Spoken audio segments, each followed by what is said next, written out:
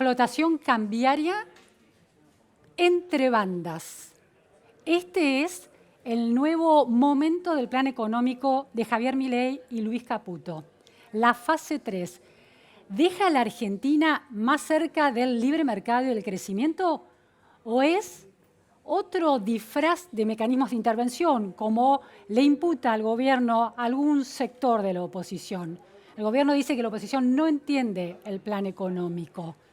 ¿Qué caso se puede tener en cuenta para comparar el caso argentino? Bueno, ahí está muy cerca el caso de Chile en la década del 80-90 y cómo logró, a partir de un programa económico que incluyó la flotación cambiaria entre bandas, salir de un proceso inflacionario, también con inflación altísima en términos mensuales. ¿Cómo lo logró y qué rol tuvieron las bandas de flotación? ¿Qué tuvieron que ver los Chicago Boys, los famosos Chicago Boys en Chile? ¿Y cuánta influencia de los Chicago Boys y de esa manera de ver la economía circuló por América Latina y desembarca ahora en la Argentina? Bueno, de eso vamos a hablar hoy con un economista experto en estas cuestiones, un economista chileno, me refiero a Sebastián Edwards. Muchísimas gracias, Sebastián, por estar hoy en la repregunta.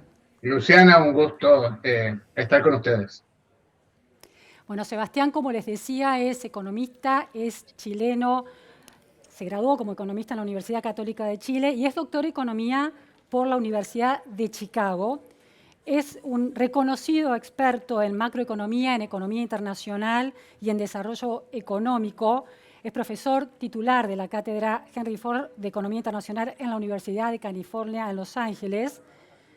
Hace más de 4 décadas que vive en Estados Unidos.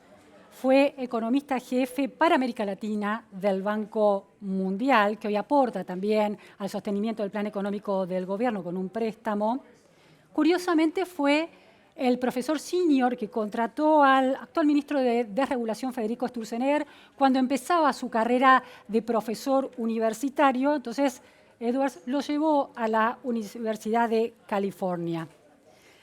Como curiosidad, también fue asesor económico, miembro del Consejo de Asesores de Economía del exgobernador de California, el famoso Arnold Schwarzenegger. Y es autor de un libro recientemente lanzado en Chile muy interesante, el Proyecto Chile, la historia de los Chicago Boys y el futuro del neoliberalismo. Así que, de su mano, vamos a recorrer este itinerario económico que arranca con el tema de la flotación, pero entre bandas. Una flotación con un cierto acotamiento de esa libertad. Esto sucede en Chile en la década del 80-90 y hay economistas argentinos que comparen al actual proceso con ese proceso. ¿Podrías describirlo, Sebastián, en qué contexto se toma esa decisión y qué problemas tenía Chile en su macroeconomía en ese momento?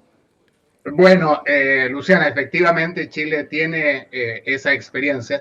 No es el primer país del mundo que la tiene. Ya la Unión Europea, antes de adoptar el euro, tuvo unas bandas que se llamaban la serpiente, que dentro de las cuales se movía los tipos de cambio, pero eran unas bandas muy estrechas, muy pequeñas. Chile tiene una historia que es muy parecida a la de Argentina hasta cierto punto, porque en los años 70 la inflación es muy alta y se adopta el tema o la estrategia de la tablita, muy similar a lo de Martínez de Hoz en la Argentina. Y eso resulta en un tremendo fracaso con una mega devaluación en Chile al principio de los 80, el año 82, y con un periodo de penuria muy grande, un aumento de la inflación y un cambio de equipo económico de un equipo de Chicago Boys tradicionales y ortodoxos por Chicago Boys, también con la misma visión pro mercado, jóvenes que son mucho más pragmáticos y que permiten que la economía se mantenga con una inflación como de 20 o 25%, como tú señalabas. Cuando termina la dictadura... Ahora, déjame preguntarte, Claro. antes de avanzar, Sebastián, es cuando decís inflación alta de Chile en esos fines de los 70, principios de los 80, ¿a cuánto te referís y a qué niveles de pobreza también? Bueno, cuando termina el gobierno del doctor Salvador Allende, que es derrocado en un golpe de Estado muy cruento en septiembre del año 73, la inflación superaba 1000% por año. Y si uno la hacía anualizada en un periodo de 6 meses, era como 1500. Y había además mercados negros generalizados y muy difícil de encontrar muchos productos. Por tanto, si uno tomaba los precios del mercado negro, donde había transacciones, la inflación era casi 2000% por año. Y una vez que empieza la dictadura, se baja un poco, pero queda estancada como en 400% por año. Y es ahí donde se adopta la tablita. Con una ¿Niveles de pobreza de ese momento? en esa época no se medía la pobreza como se mide ahora, pero lo que tenemos es 60% más o menos de pobreza en ese instante. Ahora, saltamos adelante. En tu introducción tú dices, Chile llega a tener inflación de 5% por año, o 4%, y niveles de pobreza de 6% por año. Eso es lo de los últimos, ahora segunda década o tercera década del siglo XXI. Este es el gran avance de Chile. Y entre medio, como tú dices, en un momento se usa una banda cambiaria que tuvo mucho éxito. Fue bien administrada, pero hay que entender que fue adoptada en una situación diferente a la Argentina. Y eso no hay que olvidarlo. ¿Cuál es esa situación? Bueno, yo creo que la impresión que yo tengo, que sigo a la Argentina obviamente con mucho interés, es que la preocupación de muchos analistas argentinos, al menos inicialmente, es que la banda argentina, la que se acaba de implementar, pueda ser vulnerada hacia arriba, que se deprecie el peso y sobrepase el límite superior. Cuando Chile adopta la banda, la preocupación era que se vulnerara la banda hacia abajo, que el peso se fortaleciera demasiado y por tanto hiciera que las exportaciones en un país que había apostado a cambiar de modelo hacia un modelo exportador, que el peso se fortaleciese tanto que las exportaciones dejaran de ser competitivas. Por tanto, la gran preocupación era evitar esta vulneración hacia abajo de la banda. Ahora, las bandas son asimétricas. Evitar que se vulnere hacia abajo es mucho más fácil que evitar que se vulnere hacia arriba. ¿Por qué? Porque si se va a vulnerar hacia abajo, lo que tiene que hacer el Banco Central es comprar dólares, lo cual puede hacer emitiendo pesos. Después puede decidir si esteriliza o no esteriliza los pesos, pero puede comprar emitiendo cantidades enormes de dólares. Cuando la banda se quiere o trata o el mercado de vulnerarla hacia arriba, lo que tiene que hacer el Banco Central es vender dólares, pero no tiene dólares infinitos. Entonces, por eso que es muy importante dos cosas que ha hecho el gobierno argentino. Primero, déficit cero, es decir, superávit más bien fiscal. En segundo lugar, un préstamo, un programa con el fondo que está muy bien diseñado, muy bien negociado y récord, yo creo que en la historia del fondo de cuánto se paga se pone a disposición del país en forma inicial. Y en tercer lugar, la declaración del secretario del Tesoro, Scott Bessent, hace un par de días de que Estados Unidos estaría dispuesto a usar posiblemente el Fondo de Estabilización Cambiaria, que fue establecido en el año 34 y que ya fue usado en la crisis mexicana de los zapatistas en el año 92, o 92. Ese fondo que lo van a poner a disposición si acaso hubiese algún ataque especulativo no justificado sobre el peso. Pero, Sebastián, quiero volver a esos dos miedos que vos decís que presenta el tema de una flotación entre bandas. Porque te quiero decir que en la Argentina hoy están funcionando los dos miedos al mismo tiempo. Hay un miedo histórico que es que el dólar se dispare y se deprecie la moneda, pero que el Banco Central no cuente con reservas suficientes, con dólares suficientes, como para intentar frenar esa corrida vendiendo dólares. Y otra es lo contrario, como explicabas, que el peso se aprecie y eso impacte en otras variables de la economía, por ejemplo, un proyecto exportador. En relación a ese punto, que es el punto en el que está en este momento en la Argentina, y es el más desconocido, cómo es esto de que el dólar baja, llega al piso de la banda, vos decís que hay los gobiernos y los bancos centrales tienen un arma, que es la emisión de pesos para comprar dólares. Sin embargo, este gobierno se ha puesto un objetivo, que es superávit y emisión cero. Ese objetivo que se ha puesto de emisión cero, ¿vuelve la posibilidad de intervenir en el mercado para comprar dólares más remota? Y en tal caso, si es así, ¿qué impacto tiene? Bueno, sí y no. El proyecto de emisión cero pone una restricción adicional, pero no significa que no pueda comprar nada, porque la emisión cero es neta, ¿ya? Y esto es algo que hemos visto en la historia económica global muchas veces. El caso más profundo, más conocido, es el caso chino. Los chinos durante años tuvieron demasiados dólares que entraban porque tenían un superávit de exportación y lo que hacían era que compraban esos dólares para mantener primero el tipo de cambio 8,21 yuan y después un poquito más apreciado. Compraban el yuan, pero después esterilizaban emitiendo notas o letras del propio Banco de China. Y eso es algo que el Banco de Central Argentino está acostumbrado a emitir para poder neutralizar. Por tanto, hay una situación restrictiva porque tampoco quieres que el Banco Central emita demasiada letra para esterilizar, pero se puede hacer, ¿ya? Para terminar la historia chilena, lo que hace Chile en ese momento para evitar que se aprecie el peso es poner restricciones o controles de capital a la entrada de dólares a Chile. En la Argentina esa situación yo creo que aún no ha surgido. Hoy día en la Argentina o por los últimos años, los controles, el cepo, es para que no salga dinero. En Chile ya había salido, se estabiliza la situación, vuelve la democracia, es derrotada la dictadura, está creciendo el país al 6-7%, hay mucha inversión extranjera y el dinero entra a Chile y entra demasiado rápido.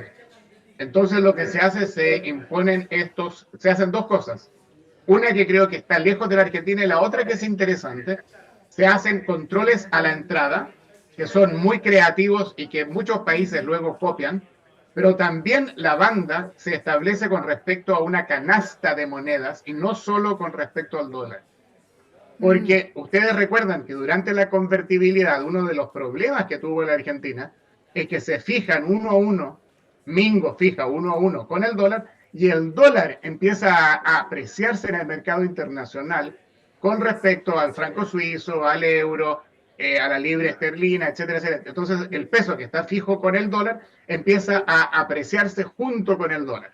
Chile, para evitar eso, la banda la define con una canasta de monedas. Claro. Y con respecto al dólar se va moviendo, pero es una banda al fin y al cabo.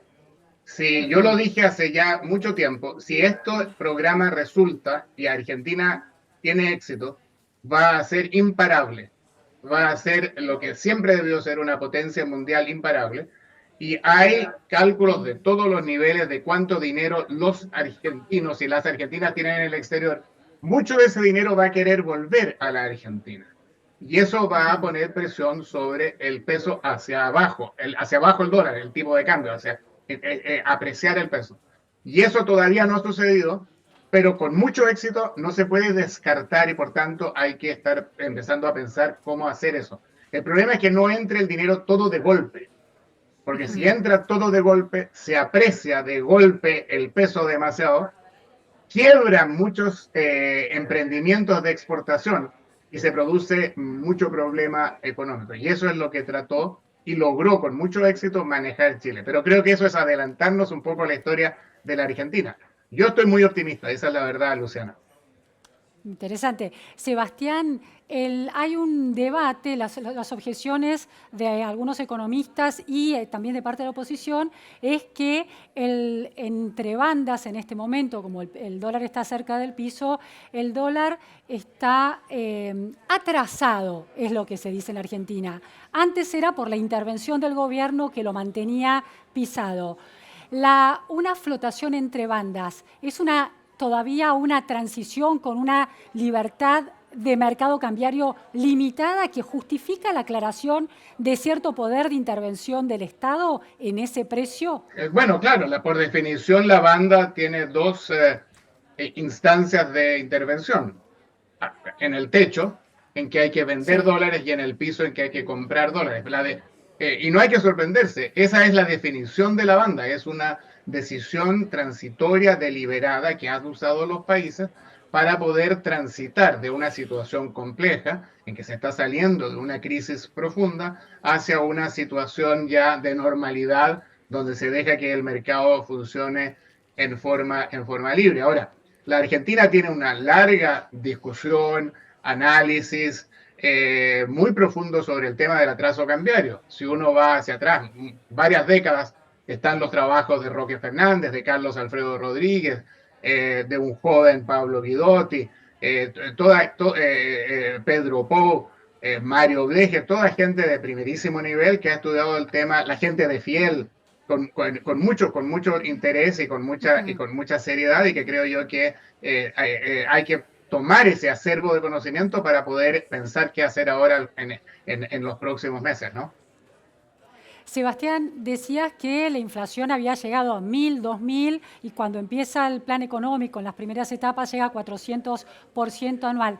¿Qué efecto tiene este nuevo programa económico con la flotación cambiaria entre bandas que arranca a mediados de los 80, ¿en cuánto tiempo logra llevar la inflación anual a un número razonable? ¿Y cuál es ese número?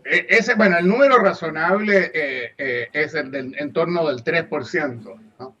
Y eso es la meta del Banco Central de Chile. Hoy día está por encima de eso y siguen trabajando para reducirlo a ese tema, ¿no? A ese nivel. Pero hoy sigue, pero de 400 el año siguiente, es decir, ¿cuánto tardó en bajar a 2 dígitos? Demoró en bajar a 2 dígitos como 10 años y otros 10 años en bajar a 1 dígito.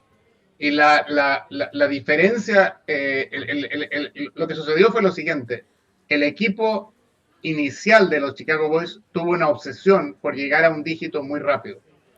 Y ahí es donde usan la tablita primero, y después el tipo de cambio fijo, que sería algo equivalente a la convertibilidad que tuvieron ustedes, con la diferencia que aquí no era un peso chileno un dólar, sino que 39 pesos chilenos un dólar.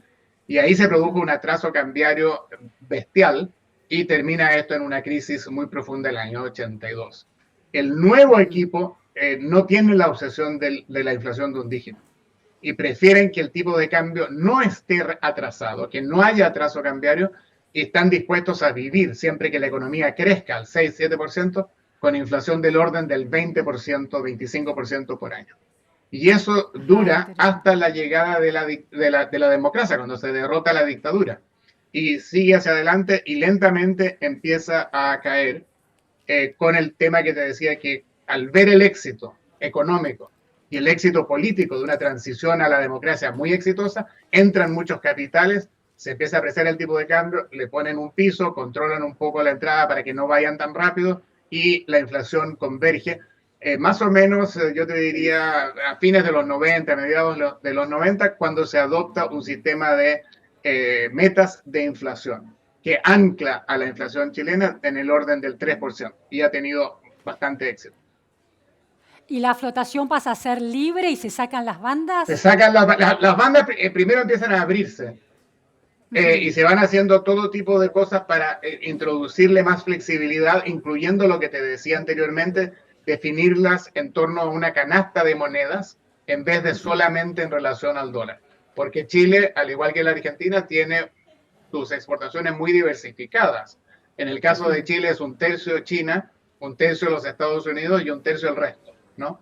Entonces, se hace y la inflación, y se van abriendo las bandas hasta que se sacan completamente, aunque ha habido periodos de intervención, pero son intervenciones muy anunciadas y muy claras. Por ejemplo, se van a comprar no más de, no sé, 20 millones de dólares por día, o se van a vender no más de 25 millones de dólares por día por 3 meses, ese tipo de cosas. Ajá. ¿Cuándo cambia el proceso de bandas más fijas a una libre flotación? ¿En qué momento? Yo creo a fines de los 90 ya hay libre flotación. Bien. Sebastián, es muy interesante el proceso chileno y el rol de los Chicago Boys. Uno de los próceres económicos de Javier Milei y de los héroes económicos de Javier Milei es Milton Friedman. Friedman y la historia de los Chicago Boys está muy unida, ¿no? Friedman, el gran profesor de la Universidad de Chicago, y estas generaciones de economistas, los economistas argentinos que mencionabas, vos me aclarabas que también habían sido todos egresados de la Universidad de Chicago. Entonces, aquí la pregunta es este cambio de gestión económica de la dictadura de Pinochet a la llegada de la democracia en Chile en 1990 con los gobiernos de la concertación centro-izquierda. ¿Produjo una disrupción del modelo económico, de ese modelo de los Chicago Boys, por lo menos de la segunda generación de Chicago Boys, que se suele tachar de neoliberal como si fuera un estigma? ¿Hay una ruptura, un abandono, una disrupción o una continuidad? Bueno, hay una disrupción, pero que es diferente a lo que uno hubiese pensado. Y es el tema que yo trato en mi último libro que tú mencionaste. Lo primero que sucede, a ver, hagamos tres o cuatro puntos muy rápidos. Lo primero es que no hay nada más seductor que el éxito. ¿Ya? Y cuando llega la democracia, el equipo económico de democracia es un equipo muy pragmático, de alto nivel profesional, liderado por un economista extraordinario llamado Alejandro Foxley, que durante la dictadura ha sido un líder de oponerse a los Chicago Boys. Pero él entiende que el modelo finalmente tiene éxito y que está creciendo la economía ya hace 3, 4 años al 6, 7%. Y en vez de oponerse, lo adopta con ciertos cambios en la política social. Por ejemplo, se permite mayor rol de los sindicatos, que estaban muy restringidos durante la dictadura, se da mayor red de apoyo social, pero se adopta y no se vuelve atrás con ninguno de los proyectos importantes de la dictadura, porque el éxito seduce a estos economistas. La segunda cosa es que Friedman, siendo en la parte económica muy libertario, también era muy libertario en lo que a democracia se refería. Y en esa época, entonces, no sé si en esa época, pero lo que yo hago en mi libro, saco de los archivos una carta que le escribe Friedman a Pinochet, exigiéndole la liberación de presos políticos de la dictadura. Y le dice, yo me reuní con usted para hablar de libertad económica, pero la libertad económica no existe si no hay libertad política. Y usted tiene preso al señor Fernando Flores, ex ministro de Hacienda de Allende, sin debido proceso. Y yo le exijo que lo libere. Entonces, todo eso hace que sea una situación en que hay una continuidad y se enfoca bien con la democracia y la vuelta al sistema más democrático. Ahora, Sebastián, es importante la aclaración que haces sobre Friedman, porque siempre se le reprochó la visita que Friedman hizo en 1975 a Chile, el encuentro con Pinochet, y recibió muchos cuestionamientos por eso. Y hubo una asociación muy directa entre dictadura chilena y plan de gobierno de los Chicago Boys, como si hubiera una relación necesaria entre una y otra cosa. No, eso se ha dicho mucho. Yo fui colega de Friedman en el consejo de Arnold Schwarzenegger cuando el actor era gobernador, y yo lo hablé muchas veces con él sobre su viaje a Chile, y para él fue una espina que tuvo que soportar hasta el final de su vida, pero la verdad es que él fue muy duro con el aspecto de violación de derechos humanos y de falta y retraso en regreso a la democracia de parte de Pinochet. Y está en los archivos, como te digo, esa carta en que le exige que libere a Fernando Flores, el gran consultor que termina en Estados Unidos siendo profesor en la Universidad de Berkeley, ¿no? Ahora, Chile desde la Argentina lo vemos como una democracia que sobre todo desde 1990 a la actualidad ha logrado una macroeconomía saneada, una racionalidad macroeconómica con una voluntad de sostener el equilibrio fiscal y el crecimiento, no importa quién está en el poder, desde la concertación de centroizquierda hasta la derecha de Sebastián Piñera, y en el último gobierno también de Boric hubo, por lo menos enunciativamente, una decisión de sostener esas ideas. ¿Cuál es el resultado, después de 40 años de aplicación de esas ideas, de esa convicción? ¿Dónde presenta desafíos? Bueno, yo creo que un logro muy importante es la inflación baja y que la gente lo exige y está acostumbrada. Cuando yo le digo a los jóvenes en Chile que yo estaba vivo cuando la inflación era 1000%, que es algo que ustedes pueden imaginar, pero los chilenos ya no pueden imaginar. No me creen, me dicen, para ellos esto es tan inverosímil como decirles que yo también viví cuando no había teléfonos celulares y no había Google. Me dicen, no, eso no es verdad. Siempre hubo teléfonos celulares, no podemos imaginarnos la vida de esa manera. Pero la estabilidad y la baja inflación es un logro muy importante y hay un compromiso total con un sistema en que la economía funciona en base a las exportaciones. Y en ese sentido, la política tarifaria de Trump es muy traumática para Chile, porque ven que el mundo, entre comillas, está volviéndose en contra de esta vocación que el país ha tomado. Ahora yo tengo esperanza que esta locura de las tarifas se solucione pronto y que volvamos a un nuevo normal que sea normal y que no sea más normal que nuevo, ojalá.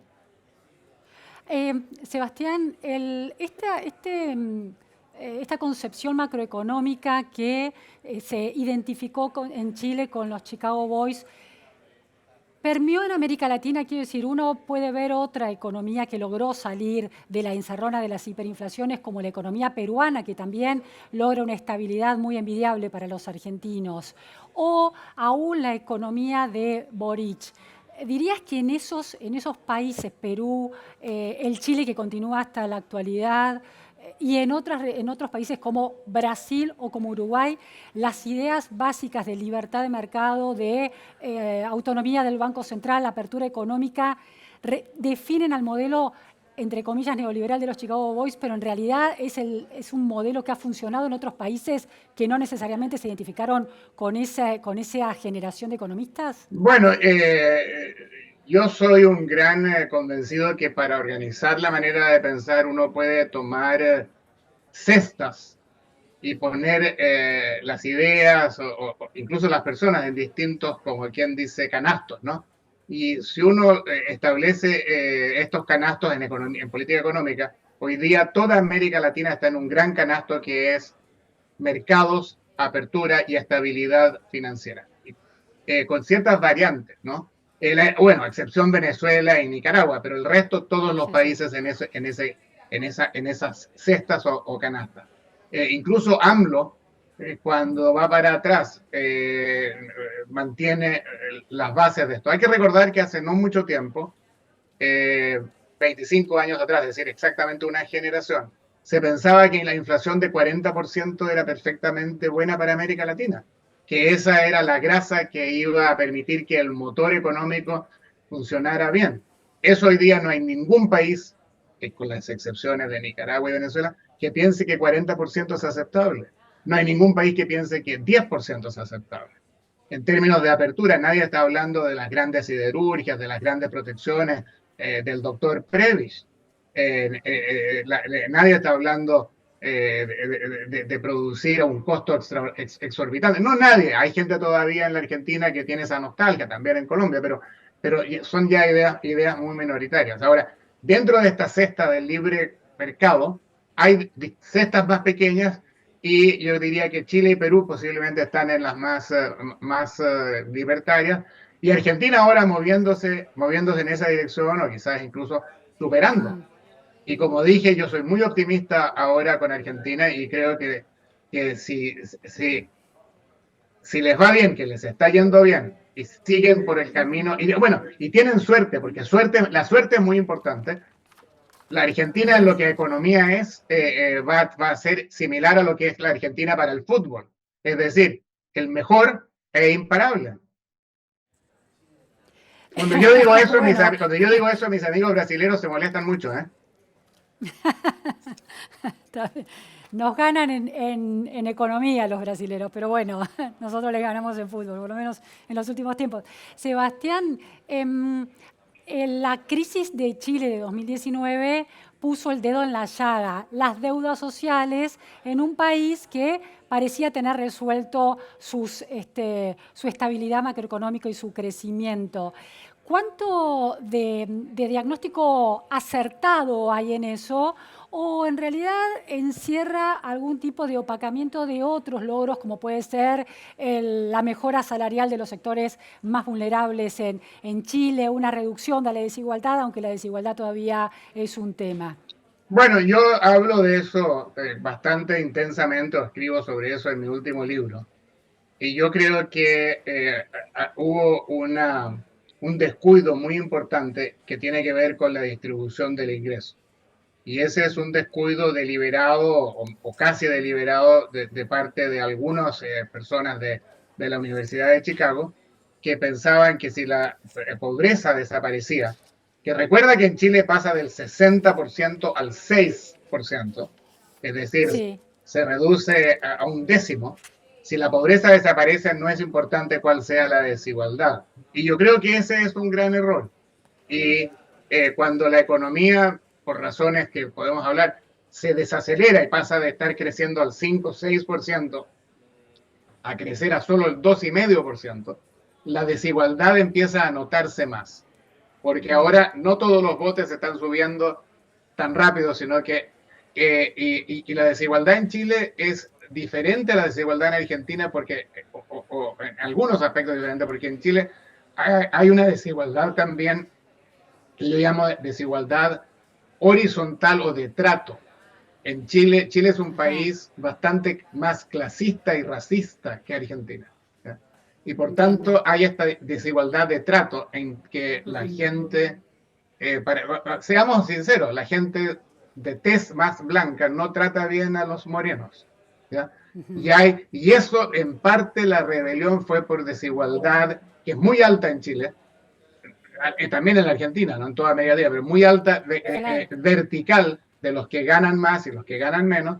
Además, el Estado no soluciona eso. Es uno de los países en la OCDE, Chile, donde antes de impuestos y después de impuestos la desigualdad es prácticamente la misma. Antes de impuestos, Ahora te hago... Sí. disculpa, antes de impuestos Chile es como Gran Bretaña. Y después de impuestos, Gran Bretaña es mucho más igualitaria y Chile sigue siendo igual de desigual. Entonces hay esta desigualdad de ingreso y desigualdad de trato, en que hay clases medias, medias emergentes, que se sienten que son tratados sin dignidad. Y eso, por algo llamaron a la gran plaza en Chile la Plaza de la Dignidad durante Claro. la revuelta, ¿no? Ahora, Sebastián, dos últimas preguntas. Hay una discusión y los libertarios sostienen que no es importante la desigualdad, sino la pobreza, que en la medida en que todos salgan de la pobreza, la desigualdad entre los sectores del nivel socioeconómico más bajo y los de más arriba no es tan relevante porque en definitiva los sectores más vulnerables están en niveles mejor consolidados de estándar de vida. ¿Qué pensás sobre eso? Bueno, uno puede pensar que eso sea lo ideal o que tiene relación con ciertas posturas de filosofía moral. Pero ahora que tenemos que recordar a ese gran argentino, el Papa Francisco, hay debilidad y la envidia es una falta o un pecado. Y la realidad de las cosas es que, aunque no queramos o creamos o crean los libertarios que no es importante, sí es importante. Y si lo descuidas, te puedes pasar lo que pasó en Chile, tener una revuelta de ese tipo. Entonces uno puede decir, mientras todos suban y dejen de ser pobres, debiéramos estar todos felices. Bueno, debiéramos, pero la verdad de las cosas es que la envidia existe, la desigualdad se nota y es importante. Y debiéramos introducirla y considerarla en el diseño de nuestras políticas. Eso es lo que yo creo y es una de las fallas que tuvieron los Chicago Boys en Chile, completamente descuidar ese tema. Y la última cuestión, hay un trabajo de Rodrigo Valdés, el economista chileno, que fue también ministro en ese país durante el gobierno de Bachelet. Entiendo que es un adversario del presidente Milei. Claro, está en el Fondo Monetario Internacional y tuvo que hacerse un costado porque había mucha tensión en ese vínculo. Él hizo un trabajo hace unos años que decía lo siguiente, que desde 1990 hasta 2015 más o menos, sí, los ingresos de los sectores más altos habían crecido significativamente, un 220%, pero los ingresos del decil más bajo había aumentado 480%. Entonces, ahí eso demuestra que hubo crecimiento, pero la desigualdad también se fue reduciendo, aunque permanece. No, claro, los economistas usamos como tú sabes, Luciana, una métrica que es bien complicada de interpretar, que se llama el coeficiente de Gini, y Chile pasó de tener un coeficiente muy alto, 0.50 más o menos, mientras más alto, más desigual, ¿no? A tener uno de como 0.43, que significa se redujo la desigualdad. Pero si uno mira Gran Bretaña o Canadá o los países de Europa, ni siquiera los nórdicos, los países de Francia, ese coeficiente es 0.32, 0.31. Es decir, sigue siendo Chile el segundo más desigual de los países de la OCDE. Y el primero más desigual es Colombia o México. Entonces, y no solo el más desigual, por un orden de magnitud, por una brecha enorme. Sí, ha mejorado ese tema, pero sigue habiendo gran desigualdad. Y cuando el crecimiento se estanca o pasa de 6% a 2,5%, se nota más. Y las familias entonces empiezan a vivir en una situación de más estrechez, y eso es parte de lo que sucedió en Chile. Interesantísimo escucharte, Sebastián, con este panorama que parte de Chile y echa luz también sobre el proceso argentino y sobre los desafíos que quedan aún con países que han logrado superar los problemas que tenía Argentina. Siempre hay desafíos presentes y futuros. Muchísimas gracias realmente. Gracias, Luciana, un gusto. Gracias por estar en la repregunta a todos.